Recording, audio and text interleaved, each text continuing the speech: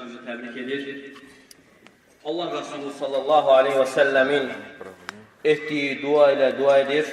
Barakallahu leke ve baraka aleyk ve cema'a beynekuma fi hayr. Allah Teala bu izdivacı hayırlı, bereketli etsin. Allah Teala bu evliliği Allah'ın razılığına aparan bir yol etsin. Ve bu evlilikte ne kimi hayırlar varsa Allah Teala hamısını kardeşimiz için yazsın. Ve hemçinin Allah Teala'dan isteyirik ki Allah Teala onlara Allah'ı seven ve itaatde büyüyen zürriyet bəxş eylesin. Həqiqətən evlilik bildiğimiz kimi Allah Teala'nın bütün insanlığa bəxş elədiyi uca nimetlerden biridir. Çünkü Allah Teala evlilik sayesinde insanı koruyur. İnsanın dini korunur. İnsanın namusu korunur. Ve hemçinin insanın nesli korunur. Yani şer'i evlilik sayesinde din, namus ve hemçinin insanın nesli karışmaktan korunur. Ve bu uca nimettirse ve bunun da karşılığı şükür olmalıdır. Ümumiyyətlə Allah Teala'nın bize bəxş elədiyi her bir nimeti şükürlə qarşılamalıyıq ki, o nimət bərəkətli olsun, davamlı olsun. Eğer onu şükürlə qarşılamasaq, yani o nimetin itme korkusu var. Çünkü Allah Teala öz kitabında buyurur ki, لَاِنْ شَكَرْتُمْ لَاَزِيدَنَّكُمْ وَلَاِنْ كَفَرْتُمْ اِنَّ عَذَابِ لَشَدِيدٍ. Eğer siz şükretseniz, ben size olan nimetimi artıraram. Ve küfretseniz, nankörlük etseniz, benim əzabım da bir o kadar şiddetlidir. Ve o nimetlerden biri de elə evlilik nimetidir. Evlilik eğer nimettirse ve bu evlilik hayırlı olmasını, bereketli olmasını ve bu ailelik hayatının huzur içerisinde geçmesini istəyiriksə, bunun bünövrəsi, bunun əsası, təməli Allah Teala'nın istediği formada, razı kaldığı formada olmalıdır ki, orada hayır olsun. Çünkü bereket haram olan yerde bir araya gelmir. Haramla bereket bir araya gelmir. Ve o bereket olması için Allah Teala'nın buyurduğu formada olmalıdır. O bünövrəsi haramlardan, içkiden ve diğer haramlardan uzak olmalıdır ki ve bu ailede hayır bereket olsun. Necə ola bilər ki, insan elinde badəni qaldırsın, haram Allah Teala'nın seni yoktan yaradan Rabbinin sana haram ettiği bir şeyi kaldırarak insan desin ki, xoşbəxt olsunlar.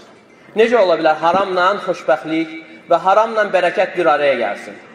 Ve buna göre de her bir nimet şükürle karşılanmalıdır ki, o nimetin davamlı, sabit ve bereketli olması için. Eğer yok biz bundan uzak olarıqsa, dünyada her bir işe elimiz çatsa da, istediğimiz her bir şeyi alabilsek de, zahiren komfort yaşayış olsa da, o rahatlıq, yani əsl xoşbəxtçilik əldə olunmayacaqdır. Çünkü əsl xoşbəxtçilik, yani biz bilməliyik ki, bizi yoxdan yaradan Rabbimizin əmrini yerinə yetirməkdədir. Ümumiyyətlə bu dünyada her bir insan kimliğinden aslı olmayaraq bu dünyanın xoşbəxtliyini istəyir. Soruşsan, yaxşıdır, pisdir, müsəlmandır, qeyri-müsəlmandır. Sen bu dünyada ne istəyirsən? Deyəcək ki, mən xoşbəxt olmaq istəyirəm. Amma o xoşbəxtliyi insanlar müxtəlif yerlərdə axtarırlar. Birisi deyir ki, mənə elə gəlir ki, xoşbəxtlik vəzifədədir. Prokurordan, müstəntiqdən, rəisdən olsam, xoşbəxt olaram. Və başqa birisi isə deyir ki, yox, mənə elə gəlir ki, xoşbəxtlik mal dövlətdədir. Milyonum olsa, çoxlu pulum olsa, zəngin olsam, xoşbəxt olaram. Və başqa birisi isə deyir ki, yox, mənə elə gəlir ki, xoşbəxtlik insanın yəni əyləncə içərisində, kef damaq içərisində olmasındadır. Amma mömin insan, Allaha iman gətirən insan isə o xoşbəxtliyi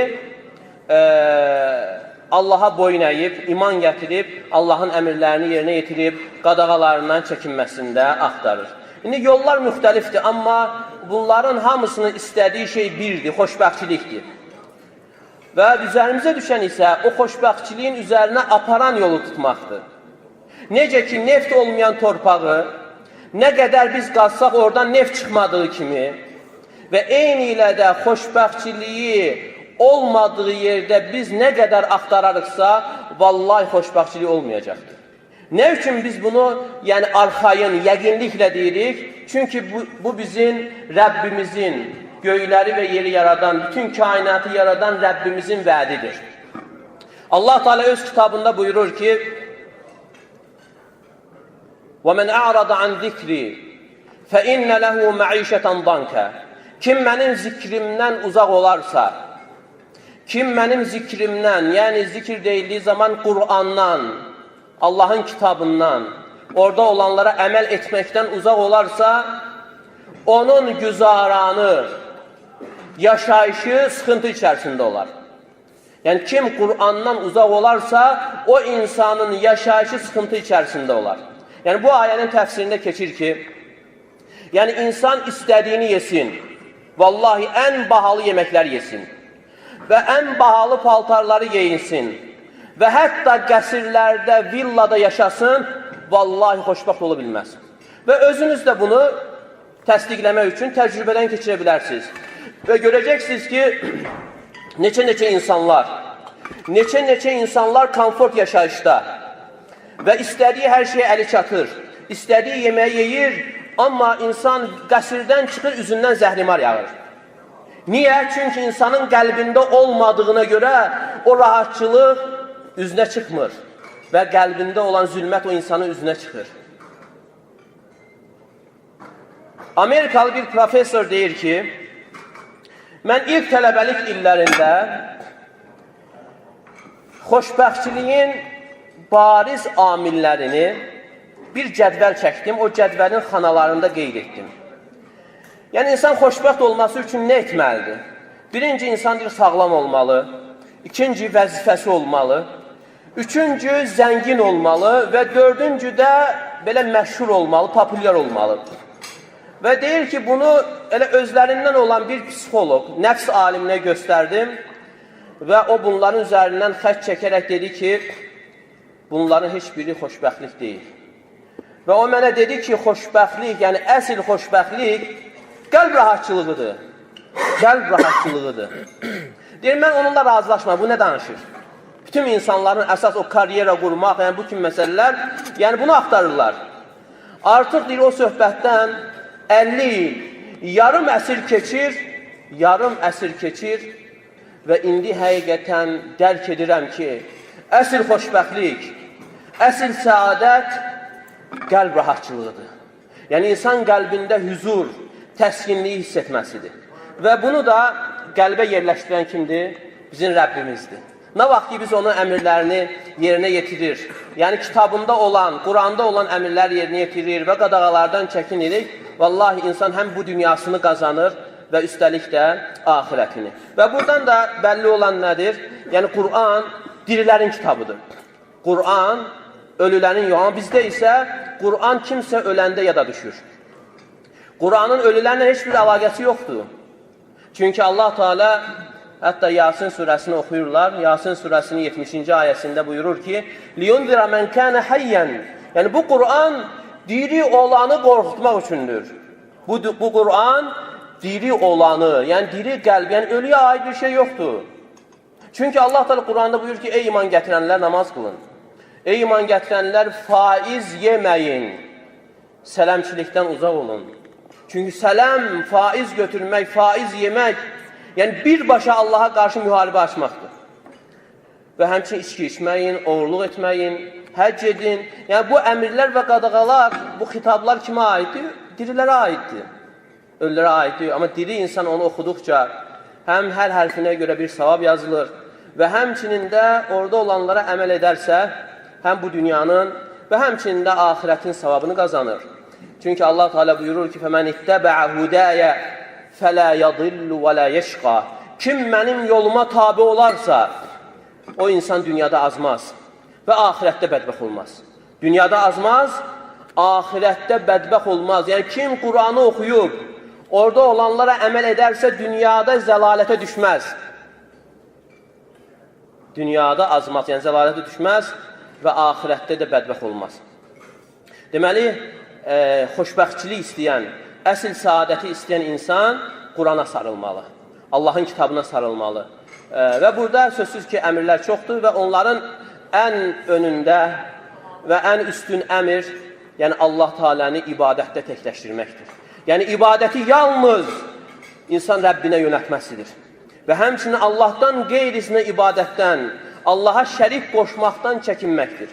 Şərik qoşmaq nədir? Yəni, Allaha aid olan bir şeyi, bir əməli Allahdan qeyrisinə yönətməkdir. Ruzi verən Allahdır, şəfa verən Allahdır. Və bunları insan Rəbbindən, onu verəndən, yaradandan istəməlidir. Amma o ki, qaldı insanları bunun qəbirlərə yönələrək, daşlara, ağaclara yönələrək, onlardan istəməsi isə bu ən böyük günahlardan sayılır.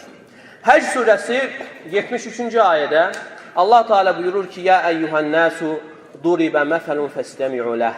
Ey insanlar, diqqət yetirin. Bir misal çəkildi, ona diqqət yetirin. Yəni, Allah Teala misal çəkir və bizə də buyurur ki, ona diqqət yetirin. İnnəl-ləzīnə təd'unə min dunillahi lən yəxluqu zubabən və ləv ictəmə'u ləh. Sizin Allahdan qeyri çağırdıqlarınız, babalar, əfəndilər, pirlər, bir milçək yarada bilməzlər. Bir milçək, bütün dünyanın pirləri, babaları, əfəndilər bir araya gəlsə, milçək nədir onu yarada bilməzlər. Sonra Allah Teala buyurur ki, وَاِنْ يَسْلُبْهُمُ الذُّبَابُ شَيْئًا لَا يَسْتَنْقِذُهُ مِنْ. Əgər o milçək, babanın, əfəndinin o qəbrin üzərindən bir şey götürərsə, onun götürdüyünü geri qaytara bilməz. ضَعُفَ الطَّالِبُ وَالْمَطْلُوب. İstəyən də aciz, istənilən də aciz. Necə ola bilər ki, yəni bir milçək yarada bilməyən, hətta milçək üzərindən bir şey götürdüyü zaman onu geriyə qaytara bilməyən necə sənə evlad versin? Və deyirlər ki, filan pirə getdik, ondan sonra evlad oldu. Uşağın da adını qoyurlar, pir verdi. Allah verdi əvəzinə onu pir verdi.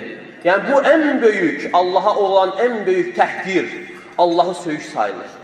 Allah Teala buyurur, Mə qadarullah haqqa qadri. Allahı lazımınca qiymətləndirmədilər. Allahı haqqı ilə dəyərləndirmədilər.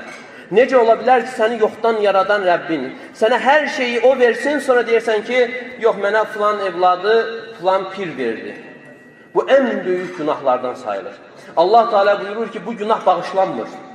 Əgər tövbə etməsə, bu günah bağışlanmır. Və bu günah insana əbədi cəhənnəmi qazandırır. Və həmçinin insan tövbə etməsə, ömürlük əməllərinin batil olmasına gətirib çıxarır. Və çox uzatmaq istəmirəm.